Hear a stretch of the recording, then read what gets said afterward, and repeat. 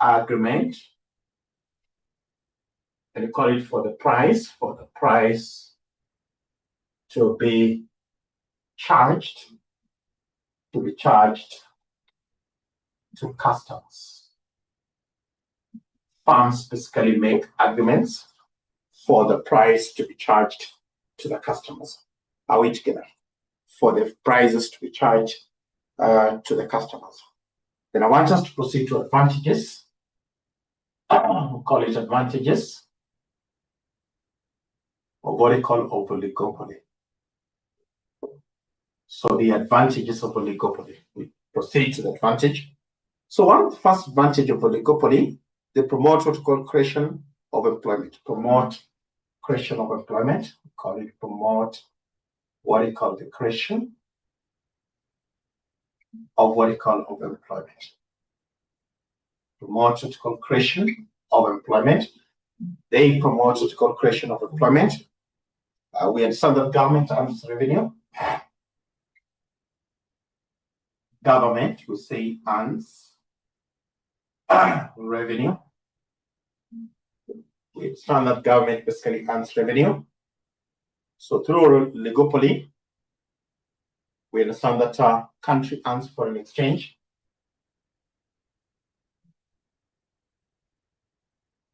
And what we call the foreign exchange. Country earns what we call the foreign exchange. Country earns what we call the foreign exchange. Then consumer have greater freedom of choice. Consumer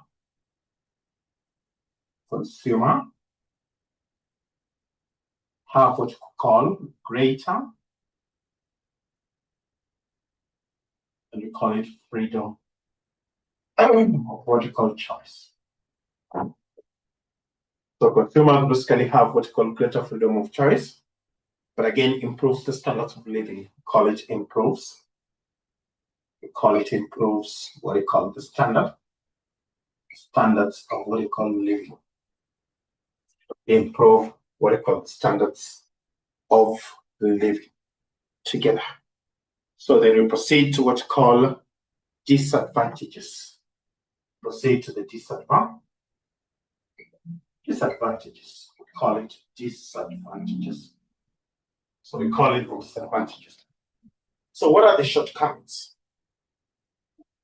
Customers are exploited because they're charged high price. Customers call it exploited. You say since they are charged,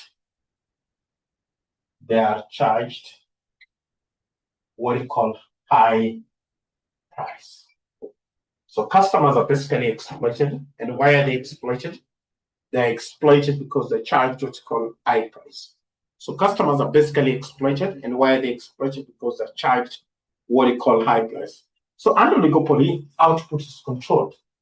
Output, we understand the next is that output is basically controlled. So under oligopoly, we understand that something that happens is that the output is basically controlled. So then there exist barriers to entries.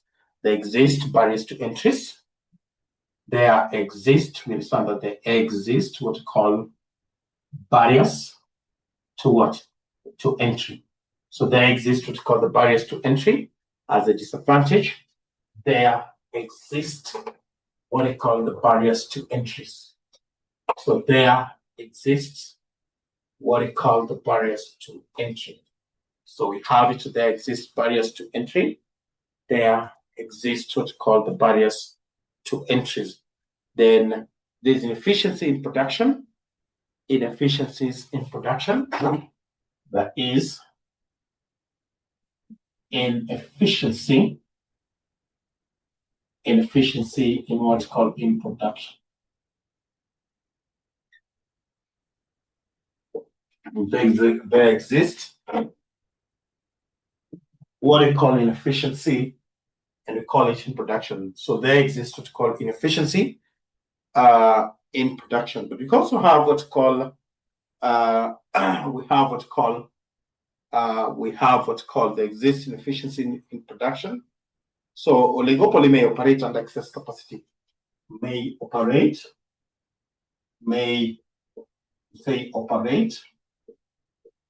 under excess capacity. So these just may operate under excess capacity. I want to talk about a number of things, I want to talk about what's called duopoly market structure. We'll call it duopoly market structure. So these are the smaller ones. You can have in an exam something tricky like that. You ask what a duopoly is. So at the back of our mind, we need to understand that duopoly, duo means two, are we together? So we understand duopoly is a market structure that consists of only two firms. So two firms, we understand two firms in what's called in an entire industry. So there exist only two firms, and you're saying two firms in what we call in an entire industry, selling similar. We call it selling similar, but differentiated products. Selling what's called similar, selling similar,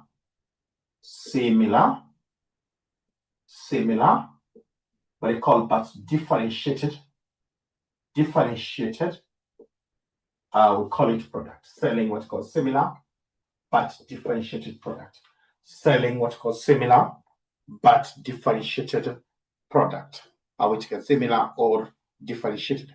Selling similar, and you call it just say or differentiated product. So there are two firms, only two firms in the entire industry which can have.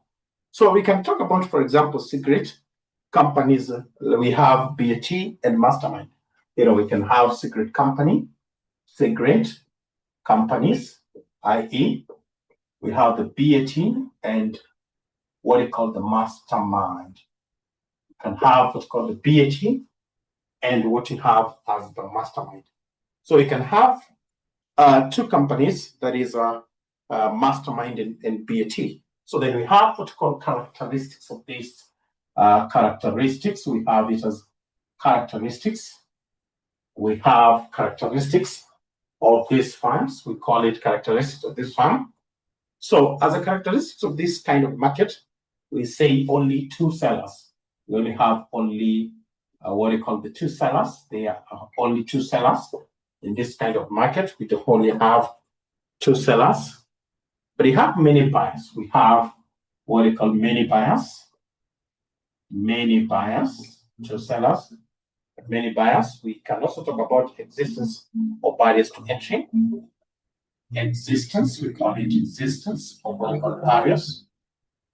Barriers to what? To entry. Existence of what we call barriers to entry. We call it existence of barrier to entries. Then normal profits in the long run. We have what we call normal profits. What we call the normal profits. Call it in what we call in the long run. Normal profits in the long run. We have normal profits in the long run. We say make interdependent decision. So these two firms basically make what we call interdependent.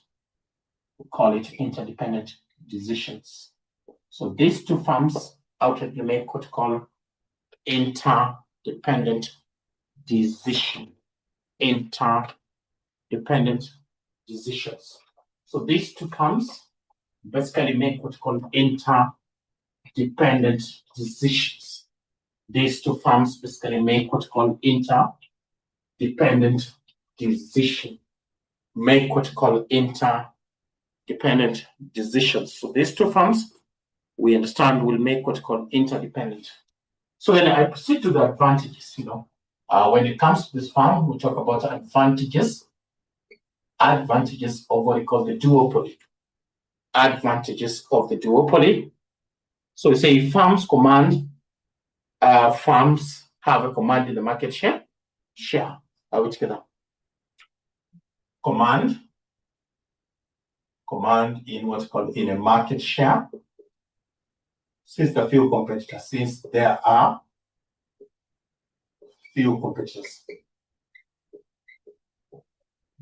So that's an advantage of this duopoly market. You only two, so you definitely have a command in the market shares, since there are few markets, few competitors. Then you have full control over the market price. Full control, call it full control over over the market price. So there's full control over the market price. There's definitely full control. You're saying full control over the market price. We're saying high profit, promote innovation and development. Because they make profit, high profit, we call it promote innovation and and the development. I call it high profit, promote innovation and development. Promote innovation and development. Firms can cooperate, can compare the prices easily because the two firms, they can compare prices, and the word is easily.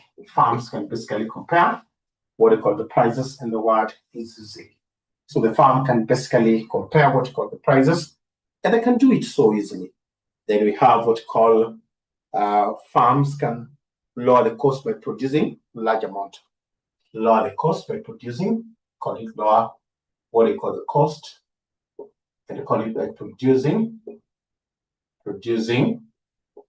large amount. Together charity. Lower the price by producing large amount. Give me a yes if you're together.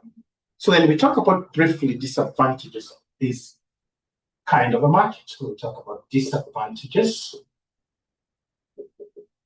We talk about disadvantages of this particular market. One of the disadvantages, we understand for this market because there are only two. Customers are likely to be charged high. So customers are charged very high price. Call it customers are charged what we call high price. We have the customers basically being charged very high price in these kinds of market. There's no competition. Quality may be compromised. Since there's no quality, no competition. Therefore, we understand that quality can be compromised because you're only two, compromised. Because there's not a competition, we understand that quality can be compromised. Then we say that firms cannot make their independent decision. Firms cannot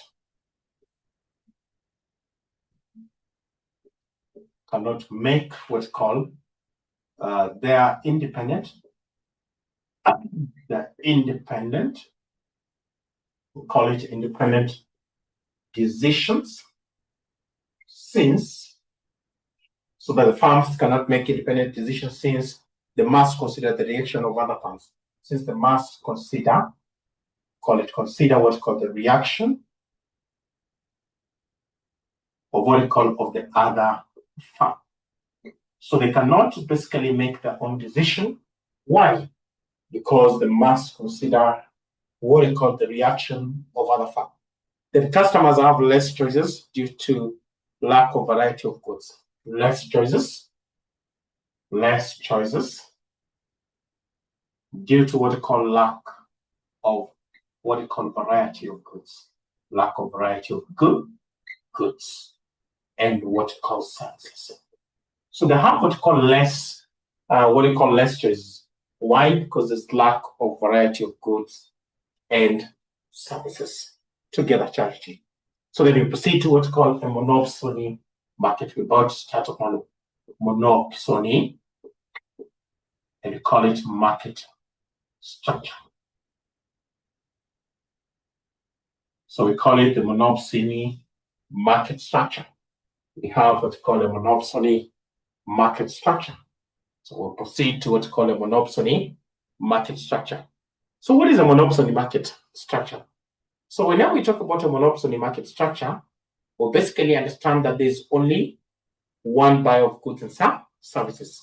So structure where structure where we say there is only, we call it one buyer of what we call of goods and services. This is a market that we say when you hear the word monopoly, there's only one buyer for goods and services in the market. To give a charity. And then we give it for example when you talk about monopoly, one buyer. So you can talk about Kenya Breweries being the only buyer of barley in Kenya. Kenya Breweries is being what you call the only buyer of what you call of barley in Kenya. So when you hear the word monopoly, being the only buyer of barley in Kenya. So when we touch on characteristics or features of this monopoly farm, we touch on the characteristics. So when you talk about characteristics, that is the same as features. Characteristics. So what do you call the features? So what you have as the features. Characteristics to what you have as features. Characteristics to what you have as what you call the features, characteristics. So one of the characteristics is that, for this market, there's only one buyer. We call it only one buyer.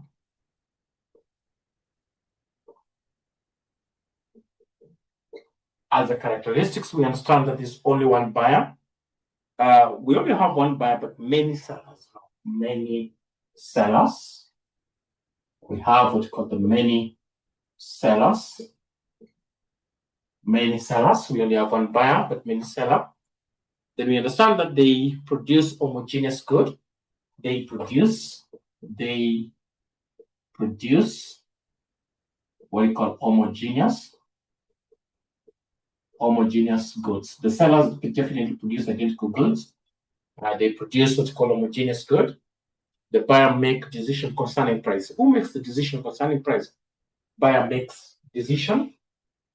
Buyer, makes what's called decision, and we call it concerning the price, because it's the only one. He makes decision concerning the price. If he disappoints, he can disappoint all of them. No barriers to entry. There's no barriers to entry. Many sellers can join. No barriers to entry. We call it no barriers to what? To entry. There's definitely what you call no barriers to entry. That is on monopsony. But I can give you an assignment. What is duopsony and oligopsony? Duospony, duopsony, and oligopsony. Gopsony. So what are these? Duopsony, from the word duopoly. So duopsony, we understand that is where there's only two buyers. So understand that duopsony, we say two buyers. There are only two buyers. There's simply only two buyers. So that is the opposite of duopoly. Duopoly is two sellers. Duopsony, only two buyers. So monopsony consists of a few buyers, not oligopoly, consists of a few buyers. So this is basically consists of what we call a few buyers. So done and dusted. So I want us to start on national income. That is done and dusted. Do you have the notes on national income? Respond to this if you have those notes. Start on what's called the national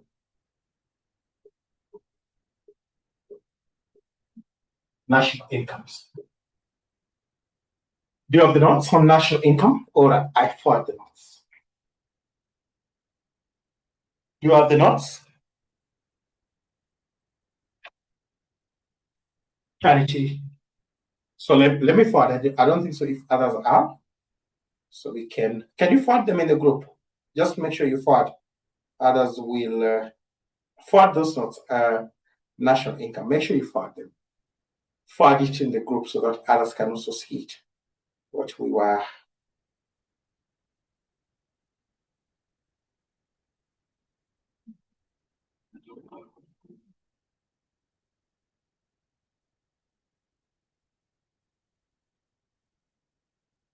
Let me make sure that I forward it. There's a reason why I'm insisting on that. If you don't forward them,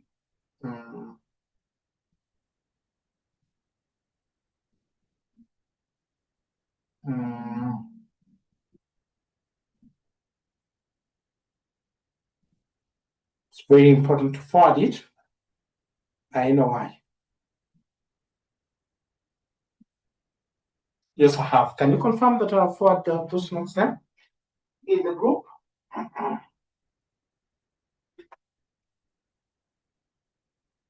Confirm that Mwalimu has forwarded those notes in the group. Confirm.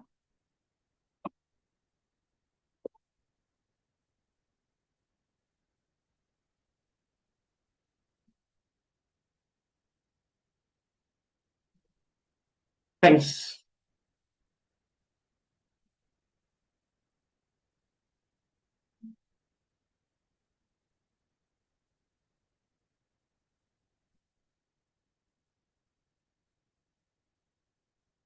A minute as we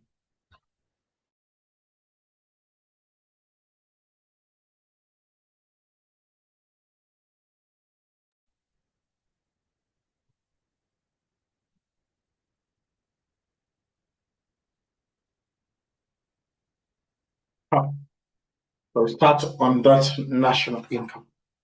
And I'll say, as we discuss it, I'll be discussing, putting a few questions here and there. As you turn to that, putting questions, a few questions here and there.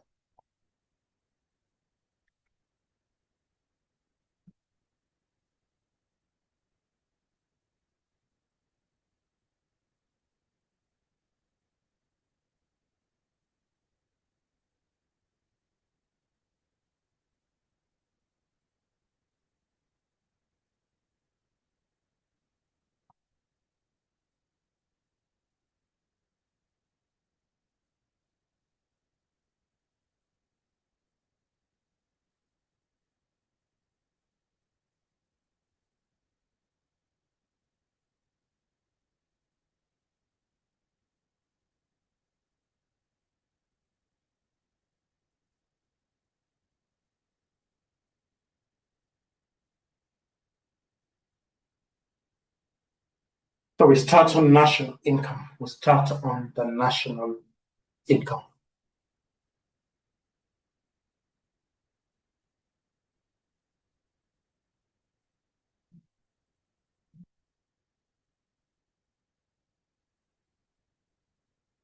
Just a minute.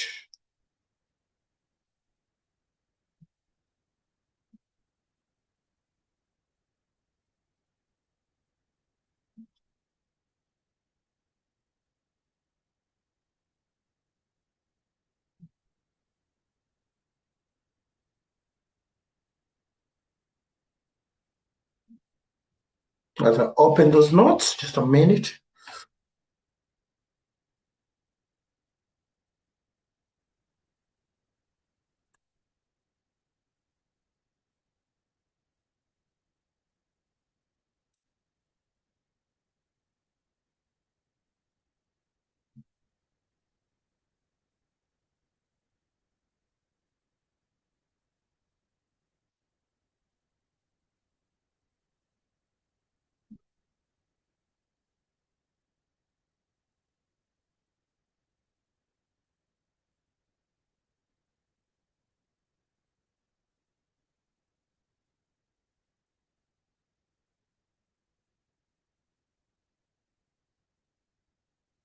Or we can start on that national income. So national income. So the first thing we define what's called national income. Definition for what we call for national income. The definition for national income. We start with a definition for what we call the national income. We start with the definition for national income. I hope we are recording. Perfect. So definition for what we call national income. So we say that when you talk about national income, or what we call the gross GNP, gross national product, GNP, which we understand is the gross national product. call it the gross national product. We call it the gross national product.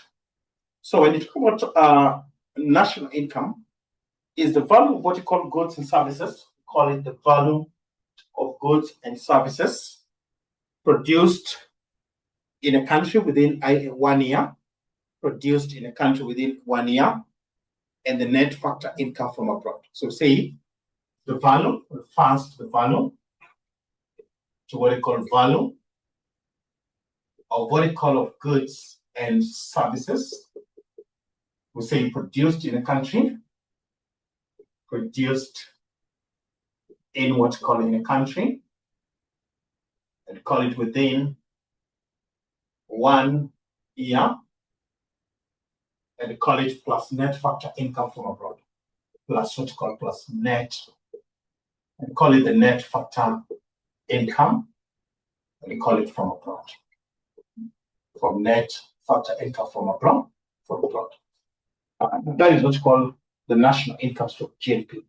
The value of goods and services produced in a country, the value of goods and services produced in a country within 1 year, and that is what we call the GDP, plus the net factor income from abroad. So if I'm asked what GNP is, so GNP should be GDP plus what we call the net factor income, and we call it from abroad. So charity, this is the value of goods and services in a country within 1 year.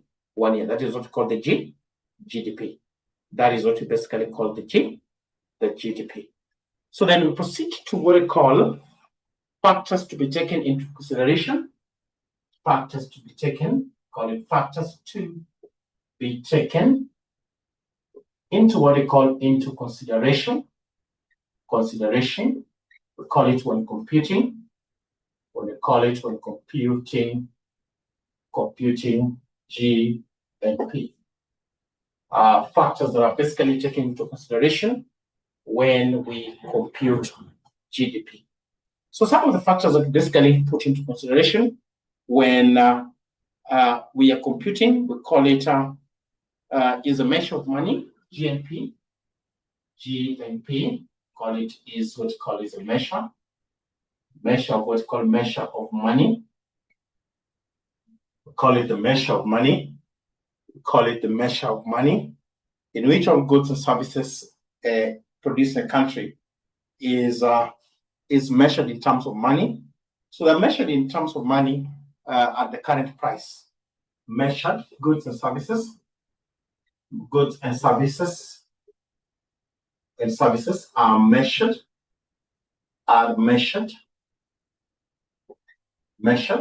We call it in terms of money, in terms of what you call money, in terms of money. You say at what you call at the current prices, at what you call the current. So goods and services we basically say as one of the factor are measured in terms of money and at what you call the current price, then add it together.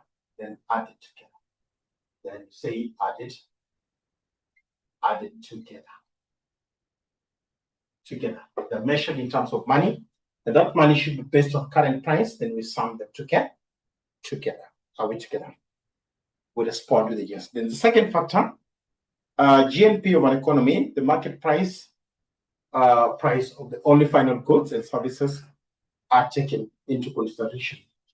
So we say that market price of what we call the final goods and services are what we call are the ones we call it taken into what we call into consideration. Are the ones that are basically taken into consideration. So the market price of goods or final goods and services, that is what you take into consideration. Then when you measure the GNP, we take into consideration what's called the market price of goods and services. That is the final good. The market price of final goods and services is what is taken into consideration. Are we together? Then we say that goods and services are rendered free are not included in calculation of GNP. Goods and services We say rendered for free, and not included in what's called calculations of GNP. So we say that goods and services that we say are basically rendered for free, we say are not used in calculations of the GNP.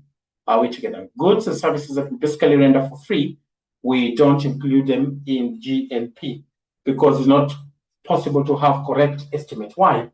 Not possible to have what's called correct, and we call it estimate of what they call the market price. That's why we don't include them. Charity respond with a yes, because it's very difficult to get what's called the correct estimate of what we call the market price. That's why we don't include them. Then we understand that payment received under Social Security, payment, the next is payment, and we call it received, what we call under Social Security. So the payments that are basically received under Social Security. So we have e.g. unemployment insurance allowance, e.g. We have unemployment, and we call it insurance allowances. For example, unemployment insurance allowances. For example, unemployment insurance, unemployment insurance, unemployment insurance, insurance allowances, old age insurance, old age pension, old age pensions are not included in GNP, are not included in what's called GNP. So payments that are received under Social Security, like pension, unemployment insurance allowances, we don't include them in calculation of GNP. Then we can have income earned through illegal activity, income, we call it earned through what's called through illegal activities, we say are not included, So for example, prostitution, money laundering and execution, black market, we don't include those in calculations of what we call GNP, the national income. So the Malimo goes to what we call gross domestic product. Gross domestic product. So when you talk about the gross domestic product, that is what's called the GDP. So on our definition, I say the first part, this one, the value of goods and services that are produced in a country within 1 year, that stands for GDP. G. So we call it money value. We call it the money value of what we call of goods and what we call services. Money value of goods and services produced in a country, call it in a country. Money value of goods and services produced in a country in 1 year. In 1 year. So based on this definition, excluding, we don't include net factor. So we call it excluding what's called net factor income, and we call it from abroad. Excluding what's called the net factor income from abroad. So we don't include net factor income from abroad. So therefore, how do we get GDP when I have GNP?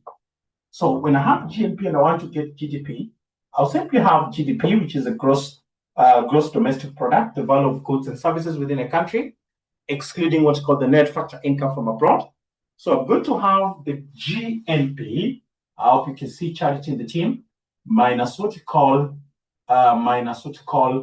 net factor income, and you call it from abroad. Minus net factor income from abroad. Together.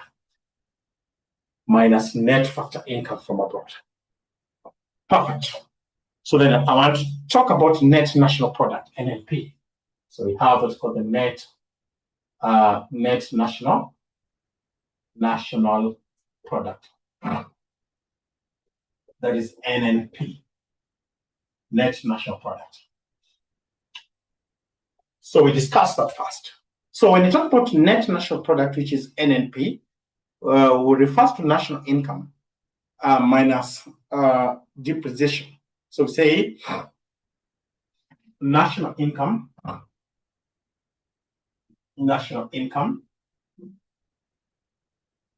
i.e. we have the GNP, national income, i.e. we have what's called the GNP, after allowance for depreciation has been made. After what you call allowance for what you call for depreciation, call it has been made. After what you call allowance for depreciation, we understand has been made. After allowance for depreciation has been made. So after what you call allowance for depreciation has been basically made. After allowance for depreciation has been made. So if I have to get to NNP, the net national product, that should be the GNP minus what's called the depreciation minus the depreciation. I can get GNP when I have NNP. So I take this one. So that should be NNP, net national product, plus what's called, plus the depreciation. So plus what's called the depreciation, plus the depreciation.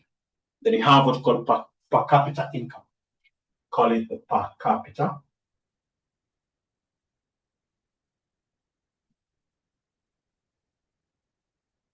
So we have what's called the per capita income. So average income of people in a country. When you talk about per capita, average income of people in a country, call it average income of what you call of people in what you call in a country. So we call it the average income of people in a country, average income of people in a country. That is what's called per capita income. So how do you get per capita income? Per capita income, that should be the GNP minus total population.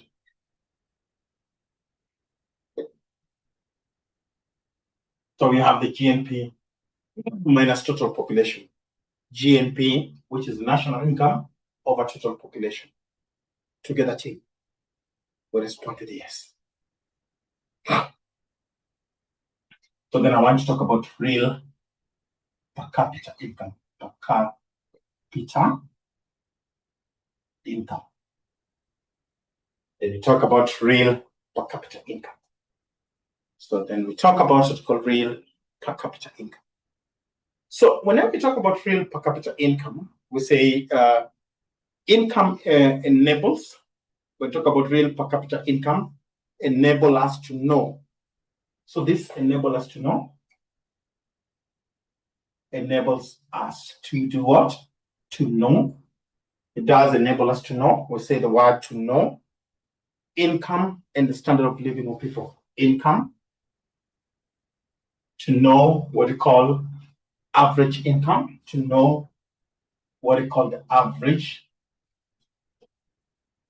income. And what we call and the standard of what we call living. So when you talk about real per capita income, It basically enables us to know average income and the standards of living. So how do I get the formula of real per capita income? How do I get to understand the formula of what's called real per capita income? How do I get to have what we call real, and we call it per capita income? How do you get the formula for real per capita income? So we have it as real national income over population. Real national income, so what we call the real GNP over what we call the population. Over what we call population. So real national income over what we call the population. Over what we call the population. Together. Over what we call the population. Together, Charity. So then I want us to talk about importance of measuring national income. Why do we measure national income? Importance of measuring national income. We talk about importance of what we call of measuring. What do you have as national income? So importance of measuring what's called the national income. Importance of measuring national income. Are we together?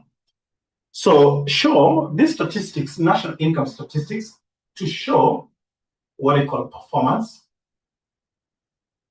of what you call of a country, to basically show what I call the performance of a country. So the national income statistics, we can use it to show the performance of a country. And we're showing the performance of a country, we call it from what we call from year to what we call to year. So that statistics, we can use it to show what we call performance of a country from year to year together. So, but you can also use it to judge performance of different sectors. Judge what we call performance. We call it performance of what we call different sectors. So we can use it basically to judge what we call performance. And we're saying performance of what we call different sectors. We can use it to judge what we call performance of what we call different sector, i.e. we can talk about contribution of what we call agriculture.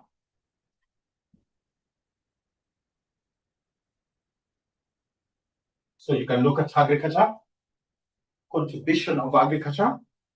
You can look at industry, tertiary sector, industry, and what we call the tertiary sectors, and the tertiary sector. So you can look at, you judge performance of different sectors. So you can look at contribution of agriculture, industry, and we can talk about the tertiary sectors altogether. So then we can also talk about it, indicate what accrues to factors of production. Indicates what accrues to what I call factors of production, factors of what I call production. You know, there's a methods of measuring national income. There's what we call the methods of measuring national income. So it indicates what accrues to the factors of production. What goes to labor, land, what accrues to labor, what accrues to land, labor, capital, and what we call an entrepreneurship, what accrues to what we call factors of production. So we have the land, we have labor, we have capital, and then we have what we call entrepreneurship. So it does what indicate welfare. So it does also indicate what we call welfare. So the one for welfare, as we measure, it does basically indicate welfare. The standard of living of people. Welfare is simply the standard of living of people. We call it standard of living of what we call of people. So national income will tell you what is the standard of living of people. Then a good indicators of growth in real income. Good indicator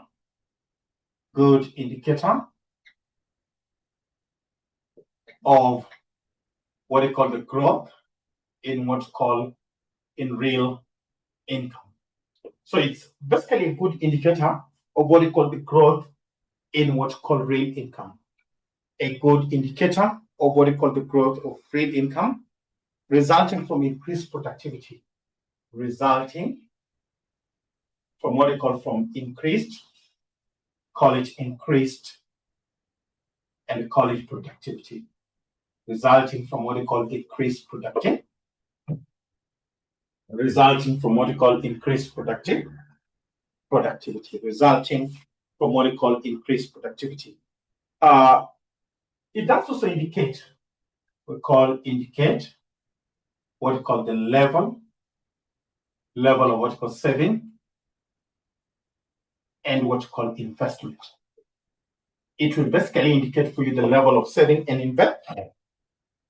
National income will basically indicate for you the level of saving and investment. Then we talk about it can also help you to understand the trend altogether. Are we together? So determining what we call monetary fund, IMF, and executives altogether. But again, also we can use it in national income data. National, I just write one national income data. We say it can be used to seek what we call foreign aid, foreign aid.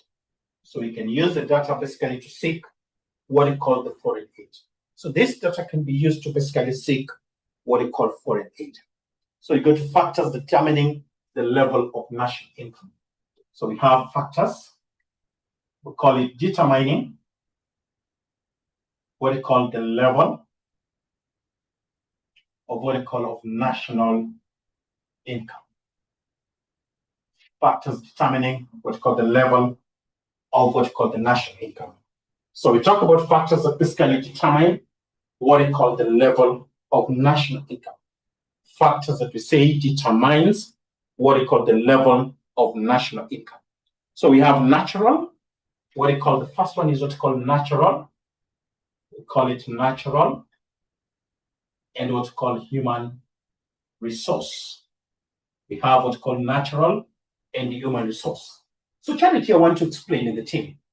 Natural and what's called human resource. Give me yes if you're there. Good things happen to those who are very persistent. You have to be very persistent, and you have to believe in yourself. Believe in yourself. So, quantity and quality of natural resources are we together? So higher quantity and quality are we together? Leads to what we call higher.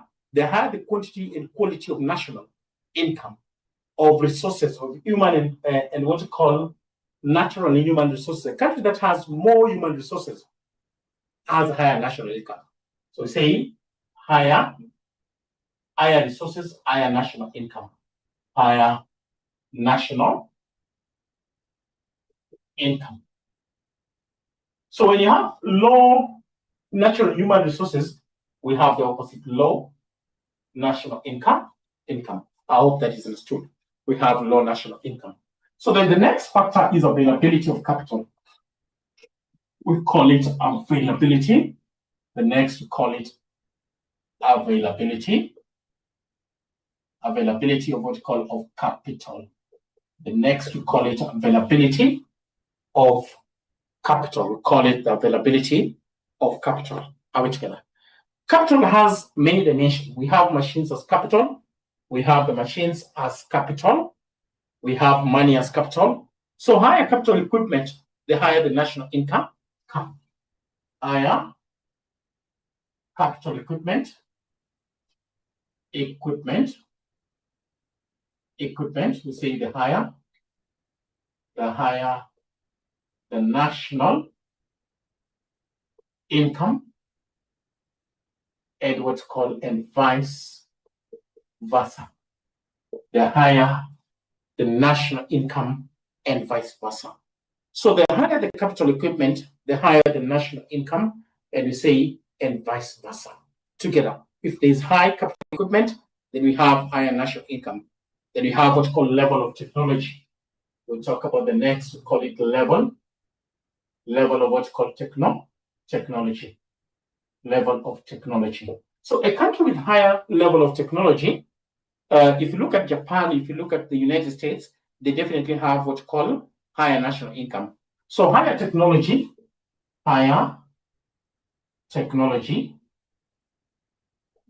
we have it as higher national income, and what you have as vice versa. National income and vice versa. So countries with technology, then you have prevailing political situation. We have it as prevailing, we call it prevailing, and we call it political situation. What do you call the prevailing political situation? What is the atmosphere of the politics? Call it prevailing political situation. So when you have stability, what happens? Stability, higher national income. So we'll have stability, and then we have the other aspect, instability. So when you have stability, we have a higher national income. And in this side, we have what's called vice versa. We have what's called and vice versa. We have what we call and vice versa. We have it and vice versa. And then we have what we call terms of trade. We have what we call terms of trade. The next, we have what we call terms of trade. We have what we call terms of trade. We have what we call terms of trade. So when you have what we call favorable terms of trade, when the terms of trade are good, favorable, we have favorable, and then we have what we call unfavorable. So favorable, we understand that higher national income, then this lower national income. So we can talk about level of employment, level of what we call employment. If majority of people are employed in a country, what happens to the national income? There's a country that has what we call higher national income. Then the level of foreign investment, we have what we call level. We have what we call level of what we call foreign. We call it a foreign investment. A country with higher level of foreign investment has what we call higher national income, has what we call higher national income, and vice versa. And what you have as vice versa, and vice versa. Higher national income and vice versa. Higher national income and vice versa. Higher national income and what you call the vice versa together. And what you call the vice versa together. Charity respond the safe together. We are moving on perfectly well. Circular flow of income. Well, we proceed to what you call circular. We call it flow of what we call of income. Circular flow of what we call income. We proceed to what we call circular flow of income. Also a very interesting area with so many questions always coming. So this is a model of economy in which we call it model of what we call of an economy, and we call it which we say measure exchanges, in which we call major exchanges. Models of economy are represented, major exchanges are represented,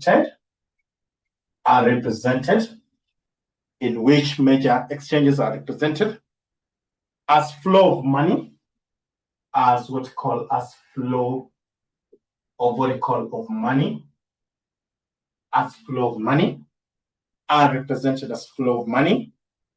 Goods and services, we have what we call goods and what called services, goods and services, between economic agents, and we call it between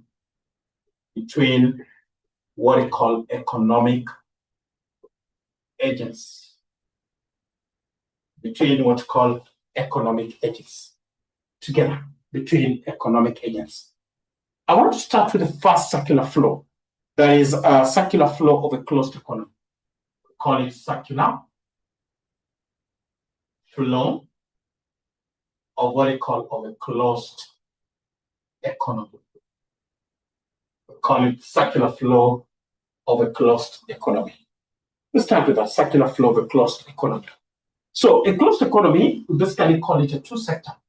We have it as two-sector economy. We have it as two-sector economy. So two-sector economy, we only have what we call household and farms. We only have what we call the household. I can draw it here. We have what we call the household, and then we have the farms, household and what we have as the farm. So we have the household and what we call the farm. We have the household, and then we have what we call the farm. We have the household, and then we have what we call the farms. So I'm drawing this a minute. Then we have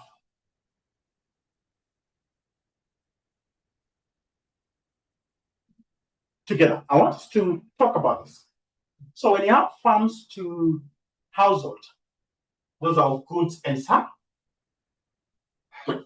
So we have the goods. Those are goods and services, farms, goods and services. So household to farms, this is what we call payment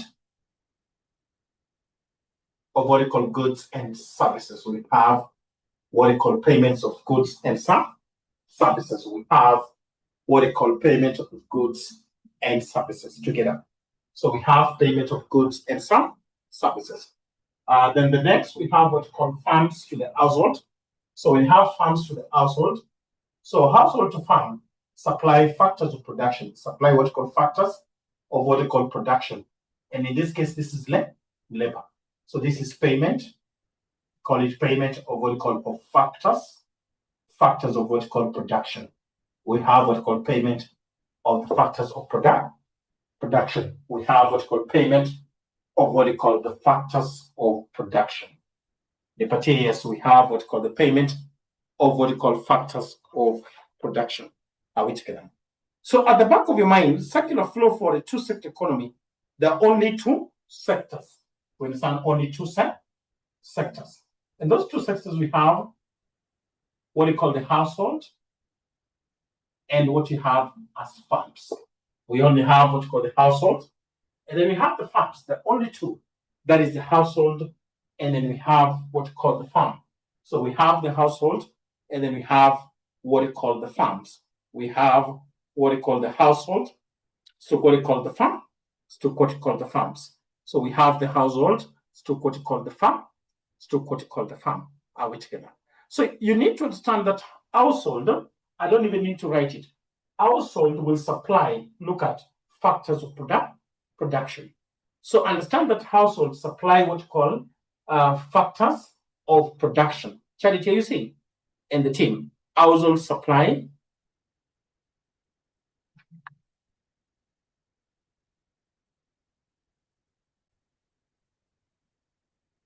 together. I lost you people. Are you there? Give me yes. So then I was explaining something. We don't need to write all those.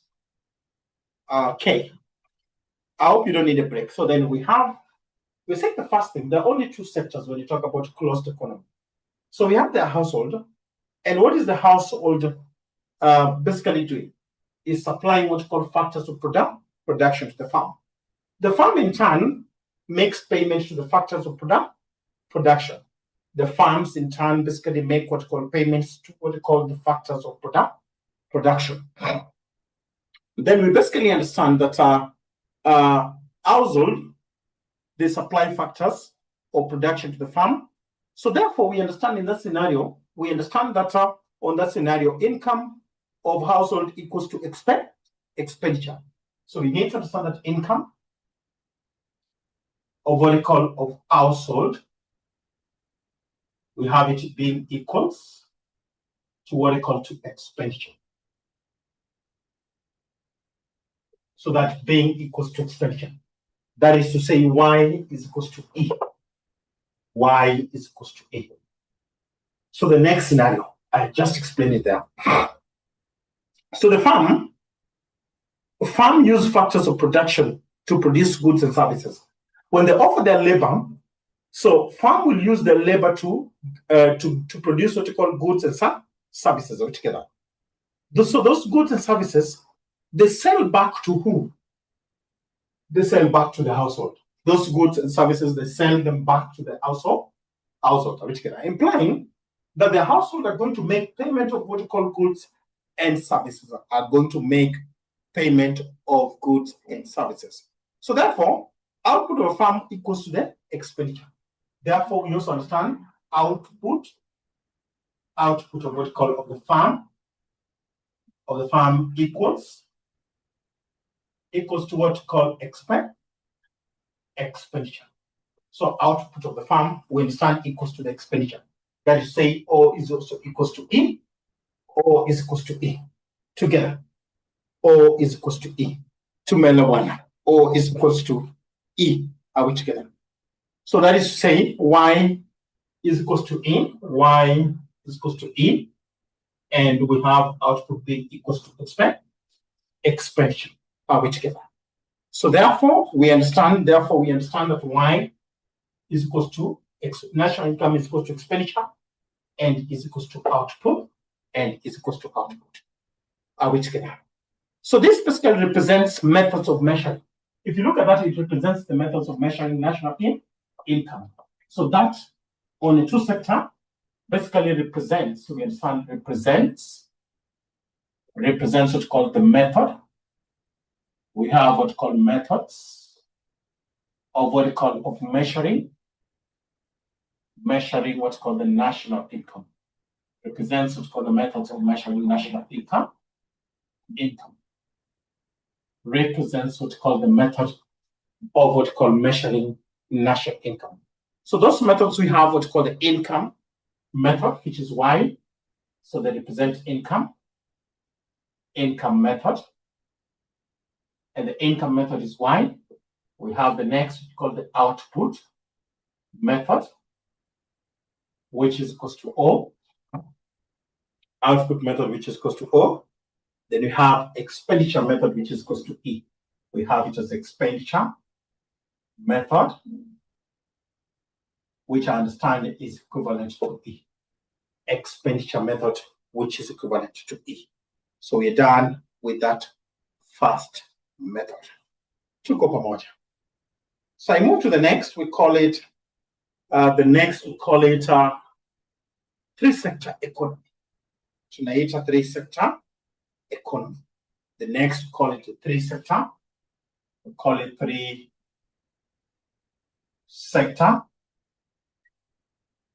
and we call it economy. Three-sector economy. We have it as three-sector economy. So on a three-sector economy, look up, team. On a three-sector economy, there is introduction to the government altogether. So when you talk about three-sector, we're introducing the government. And essentially, the same things are happening. But now what is happening? Both household and the farms are paying taxes to the government together. Both household and farms are basically paying taxes to the government. So then I have household here. I have what's called the household. And then I have farm. I have the farm in this particular part. I have the farm in that particular part. So then we have this. We have that. And then we have this. Then we have this. We just have it that. Then we have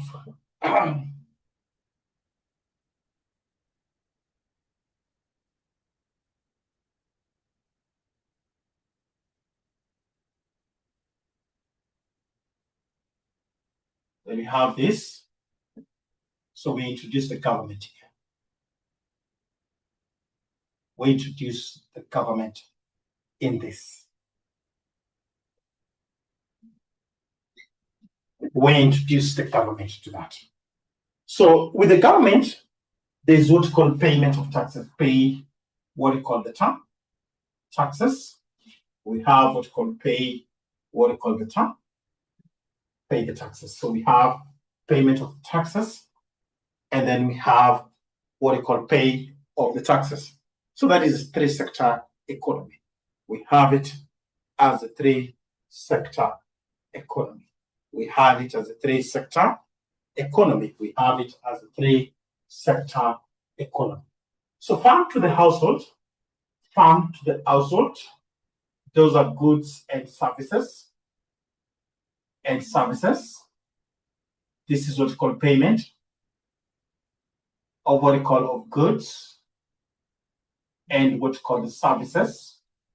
Payment of goods and services. Then we have what we call, these are factors of what we call production. And then this is payment of what we call of factors of what we call of production. Payment of what we call factors of production. We have payment factors of production. Together, team, respond with a yes. Respond with a yes. So now the only unique things, even as an NB, we know there's introduction of the government, and both household and the farm are paying taxes to the government. Both household and the farm are basically making payment of taxes to the government altogether. Are making payment of taxes to the government. So then we go to open to the four-sector economy. We discuss what we call open to what we call four-sector economy. Open to what we call four-sector economy. Open, we have it as open to what we call the four-sector economy. So let me explain. We have what we call open to what we call a four-sector economy. We have what we call open to what we call a four-sector economy. So whenever we talk about open to what we call a four-sector economy, we understand that there is introduction of what we call foreign sector. So there's not only government alone, but we have what we call introduction of what we call the foreign sector. So look up. I have the household here. I have the household. I have the farm.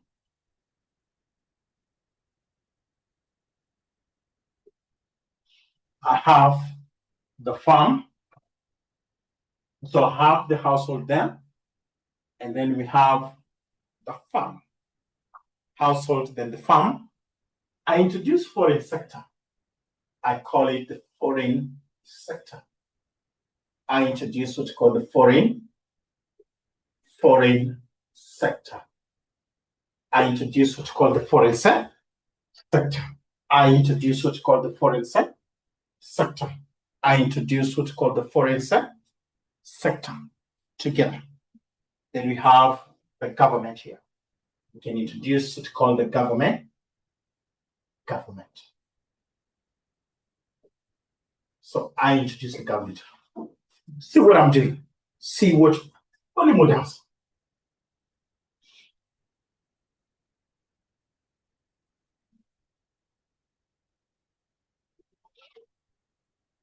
So these are goods and services. You have payment.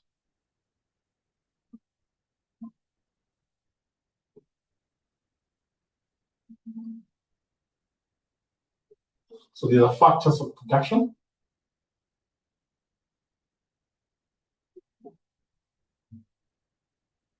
So these are payment factors of production.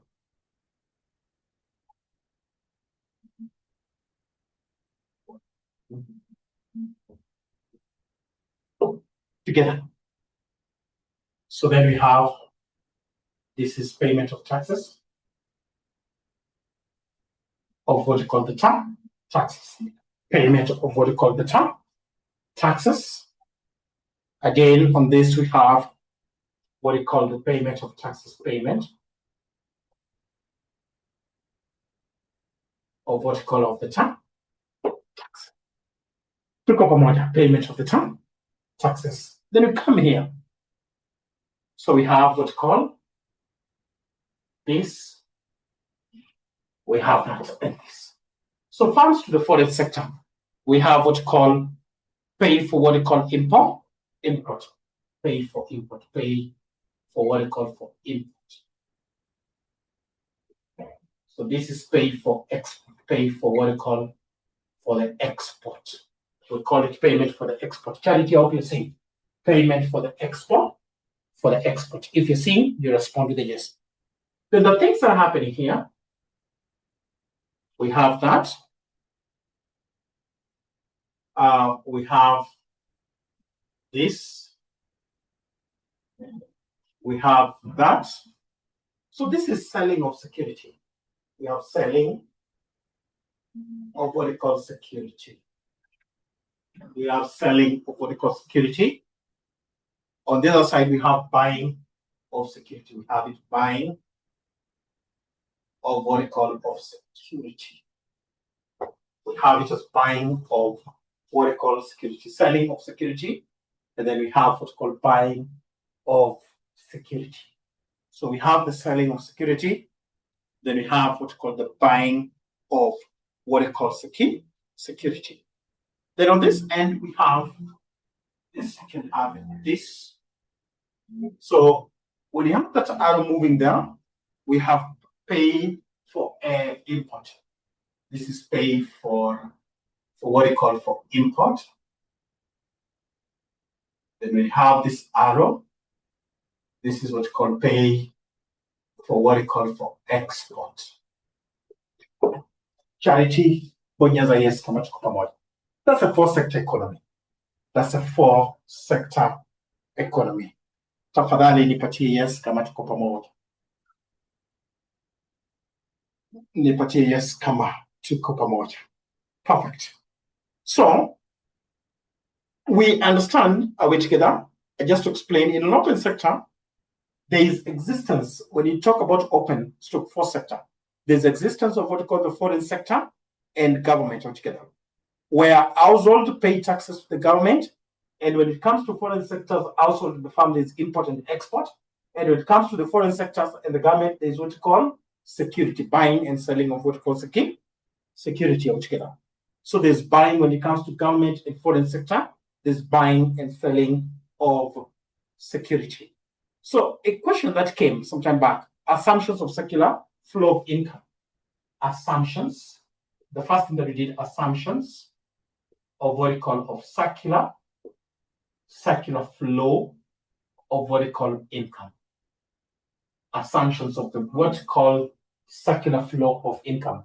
That is a 2-sector circular flow of income in 2-sector. In 2-sector sector economy. So what we call a closed economy. 2-sector is also called a closed economy. And that is the first diagram that we did together. So when we talk about the 2 sectors, the first thing, they only consist of only 2 sectors. 2 sectors only. 2 sectors. We understand that 2 sectors only. So this basically consists of 2 sectors only, and we have it as household and what? And farm. So that is the first assumption of that. Were you able to see that? There's only 2 sectors. So that is the household and the farm. That is only 2 sectors. Then we understand that there is no financial sector. There is no financial. So there's no financial sectors like the banks in this. There's no financial sectors. They say there's no overseas sectors. That is a foreign sector. No overseas sectors, and that is what we call the foreign sector. In that, there's no overseas. There's no export and import. Closed.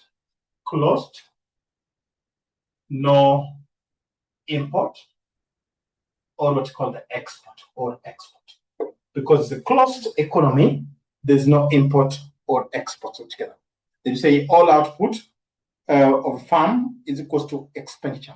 So that we just say those two things. O is equals to E, then income is also equals to this. Those are the assumptions of what we call a two-sector economy, to what we call household, to what we call a closed economy. Nipatie, yes. Methods used to measure national income. We proceed to the methods used to measure national income. So we proceed to what's called methods. When you say used, and you say to measure what's called the national income. So methods that are used to measure what's called the national income. So we proceed to what's called methods that are used to measure what we call the national income. Methods that are used to measure what we call the national income.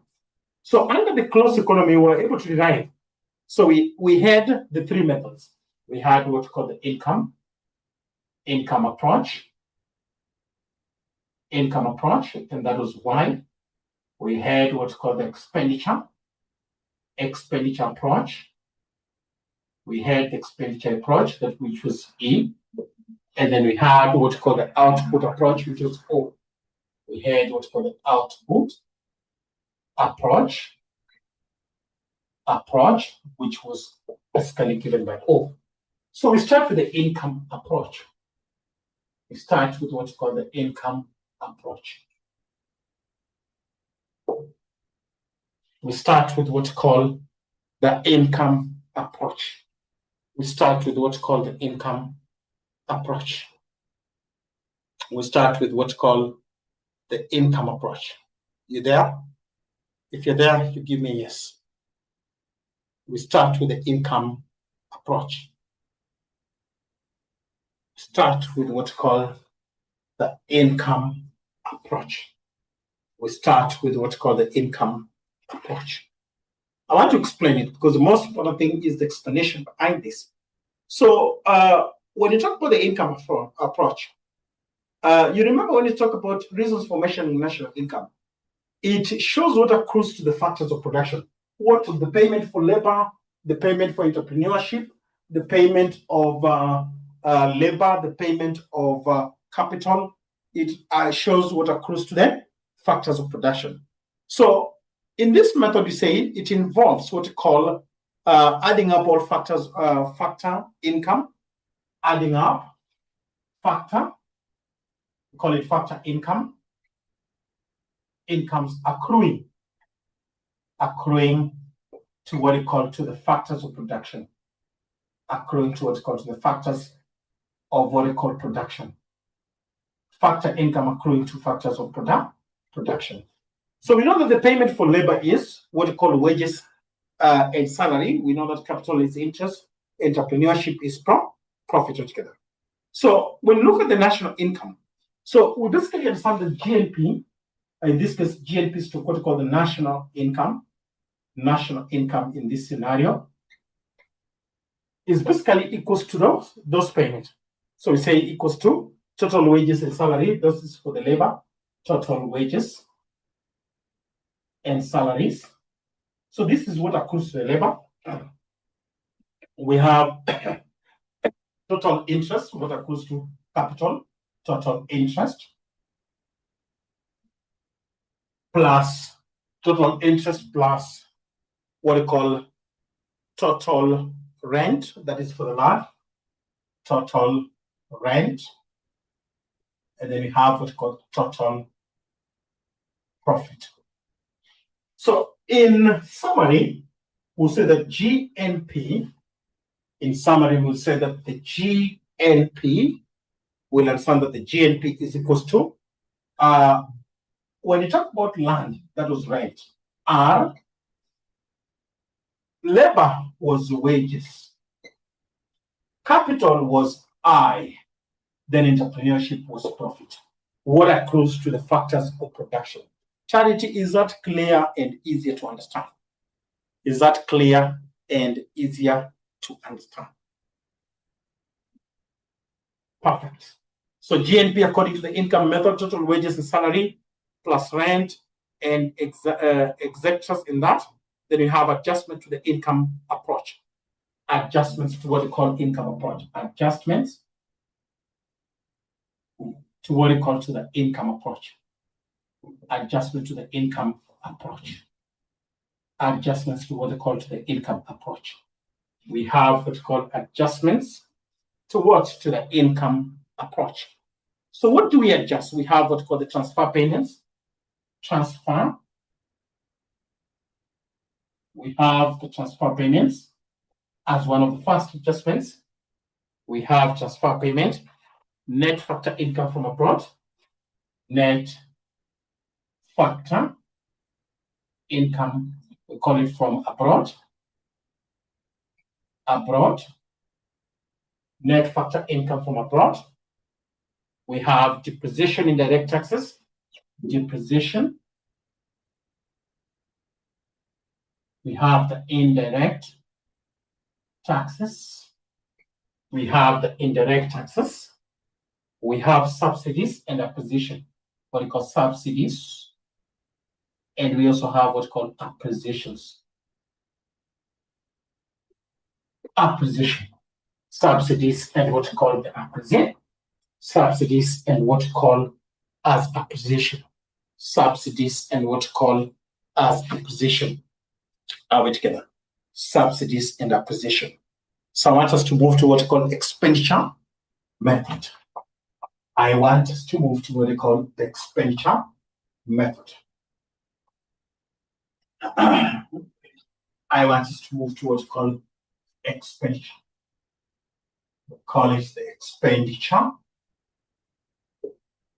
We call it the expenditure method. I want us to move to what we call expenditure method. I want us to proceed to what's called expenditure method. So when you talk about expenditure method, you're adding up all expenditure in economy. Adding up, we say adding up what they call all expenditure. You say in the what you call in the economy. You're basically adding up all the expenditure in economy. You are adding up all the expenditure in an economy. So what are we going to say? If you're measuring national income, you're going to say GNP, which is national income, is equal to one of the expenditure is consumption, one of the expenditure is investment, then we have government expenditure, then export minus import, export minus import. Then we have this. This may exist or may not exist. Are we together? This may exist or may not exist. This is P minus Q. This is what's called the net factor income from abroad. Net factor income from abroad. But Charity, we are saying that you just add up all expenses in economy. The government spend on what? One of the expenditure is consumption. What is consumed? What is invested? What the government spend? Then we have expenditure. Export is what money that comes in plus what you pay for what goes out. So you get that. It can be a positive. If it's a positive, it means that we're doing well. We're exporting more than we're importing. If it's a negative, it means that we're not doing very well. We're importing more than exporting. We have the net factor income from abroad. So C, in this case, represents what we call consumption. We call it consumption and we call it expenditure. C represents what we call consumption expenditure. I represents what we call total investment. I represents what we call the total investment. I represents what we call the total investment. I represents the total. So G represents, again, total government. This is government. And we call it expenditure. We call it the government expenditure. We call it the government expenditure.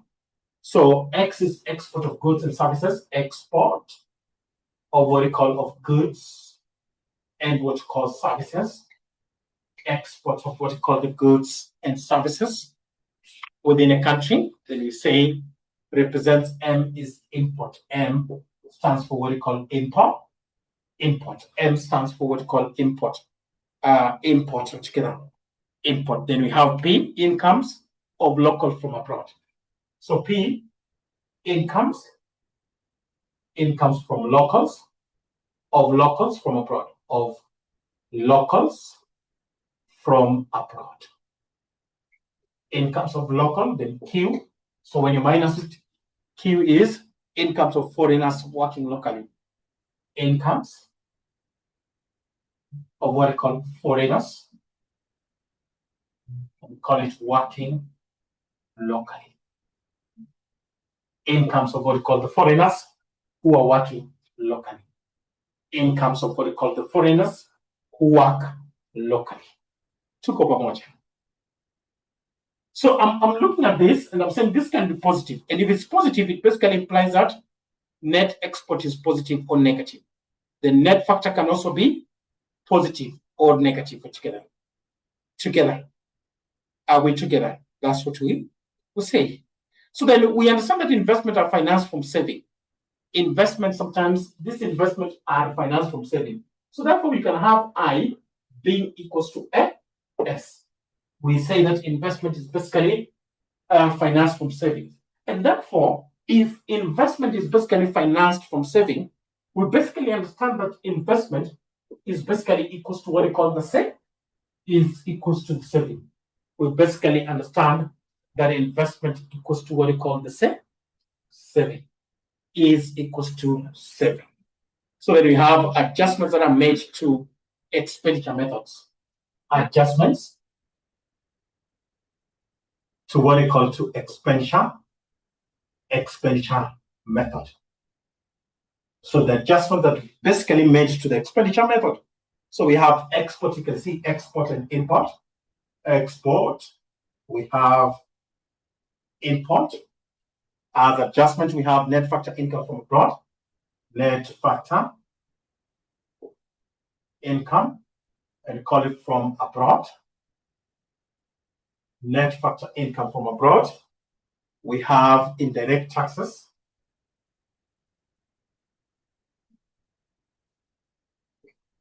Indirect taxes. We have subsidies. Subsidies. We have subsidies. We have depreciation and acquisition. We have what we call depreciation and what we call the appreciation. Depreciation and what we call the appreciation. So those are adjustments that are made to what we call to the expenditure method. Is that understood? If that is perfectly understood, patia mwalimu yes. Then we have the last method, which we call output, to what we call value added approach. We have it as the output. We have it as the output. We have it as the output to what we call the value added approach. Output to what we call the value added approach. We have what we call the output to what we call the value added approach. Are we together?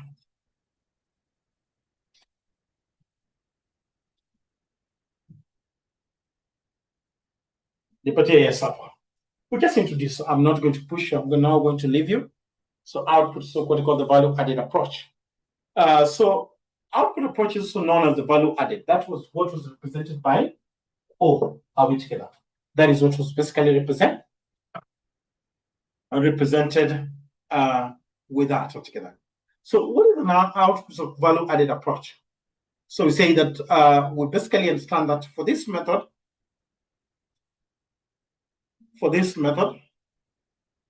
so we have money value for final goods and services at current prices. Are we together? So it basically involves adding up value added. Involves adding up, we call it involves adding up what we call the value added. So it basically involves value added, intermediate minus the final value. Are we together? So adding up only the value added to avoid what come. Why do we? It involves adding up value added. Why do we add value added? To avoid. The essence of it is to avoid what we call the double double counting. Why do we have some of the final, product becomes the opening. So to avoid what you call double counting, are we together? To avoid what you call double counting them twice together. So for example, we need to understand that input of one industry, are we together? For example, when you talk about raw materials, semi-finished product, ETCs are sold as input by one industry to another. So they're sold as input from one industry to another. There may be final goods of industry and intermediate of another. There may be final and intermediate together. So therefore, that brings the aspect of double counting together. So to basically avoid what's called duplication, the value of intermediate good is used in manufacturing of final product must be subtracted. So the value, we're saying that NP, the value of what I call of intermediate goods, the value of what I call the intermediate goods, the value of intermediate goods used in manufacturing final product, used in what's called in manufacturing, what we call the final product must be, we say must be subtracted. This must be subtracted.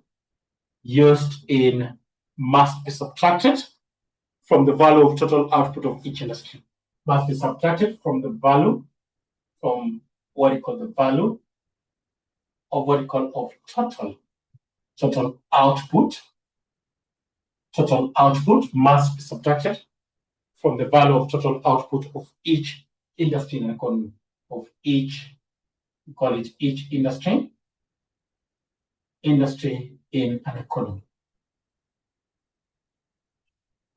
Each industry in an economy must be subtracted from the value of each industry in an economy. So therefore, how do we get the GNP? Are we together? GNP, I know that the gross value added, summation, gross value added, plus what? This is adjustment net factor income from abroad. Income from abroad, which can be or cannot be, plus net factor income from abroad together. So we can stop at that point for today. Nataka nishukuru for the good work. We can stop there so that we don't squeeze you much. So we say God bless you and God bless our class. God bless you and God bless our class.